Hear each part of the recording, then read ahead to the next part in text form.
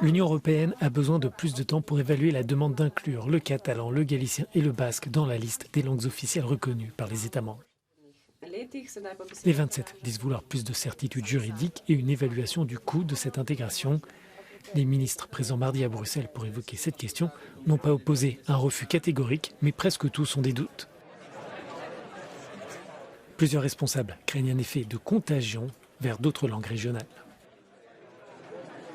We need to have more investigation about the proposal, both when it comes to legal questions and financial questions. So it's too early to say. What consequences it will have? There are many minority languages within the European Union that are not official languages. Le ministre finlandais en charge des affaires européennes s'est même exprimé en catalan, mais pour préciser que l'agenda ne convient pas. Junts hem de defensar la diversidad lingüística de la Unión Europea, pero también hem que conocer las consecuencias de las nuestras decisiones. Així és massa aviat per prendre una decisió avui.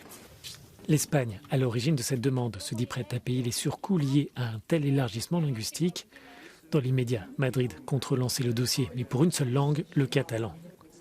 Dans les faits, tous les locuteurs de ces langues régionales parlent espagnol, mais une ONG de promotion du catalan souligne qu'une telle introduction serait une mesure en faveur du multilinguisme. Tots els parlants del maltès, que és llengua oficial, parlen anglès. Tots els parlants de l'irlandès parlen anglès i, per tant, aquesta redundància, per dir-ho així, no és un argument sòlid perquè es produeix en altres casos d'altres llengües que ja són oficials. L'Espagne a fait sa proposition le mois dernier dans l'espoir d'une validation rapide pour obtenir le soutien des députés indépendantistes catalans. Sans ces voix, Pedro Sánchez n'est pas en mesure d'obtenir une majorité. À l'échelle européenne, cette approbation impliquerait la traduction de tous les documents de l'Union, des traités aux communiqués de presse, et la mise à disposition permanente d'interprètes dans les institutions.